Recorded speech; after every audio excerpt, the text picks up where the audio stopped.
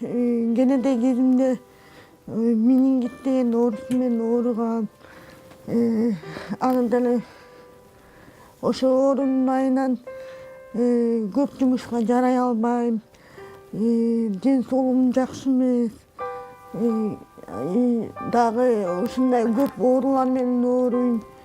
Бутум ооруйт, нерв жагынан ооруйт. Апам болсо мурдик төшөктө жатып калды.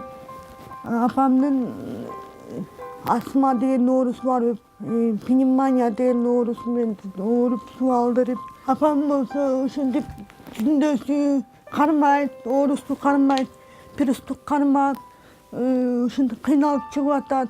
Акыркы ушу бир жуманын ичинде катуу кыйналып, давлениясы көтөрүлүп,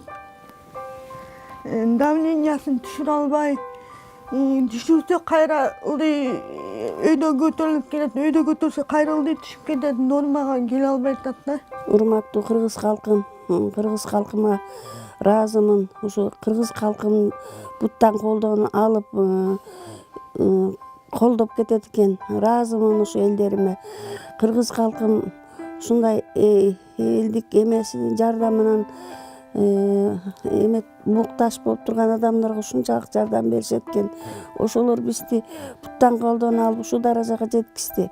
Элиме, кыргыз калкыма кайрылат элем. Колуңардан келсе кичине болсо дагы жардамыңарды берип койгула. Ушу кызым да кайра оорусу козголуп атат, өзүмкү да козголуп атат. Ушинтип ушу каражат жагынан муктаж болуп турабыз. Урматтуу айыл өкмөтү, биз Ак өргөк конушунда Таттөбүбү 149-та азыр убактылуу квартирада жашап атабыз.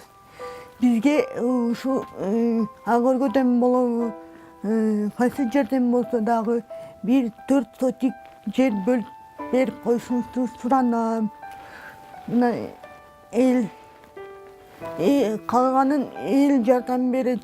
Элдер айтып атышат, сиз бизге ушундай 4 сотик болсо да, кичине болсо да көңүл буруп койсоңуз, биздей оорукчан, ушундай биздей мондай жалгыз эне, жалгыз бой, жесир, жетимдердин кичине болсо дагы көңүл буруп койсоңуз да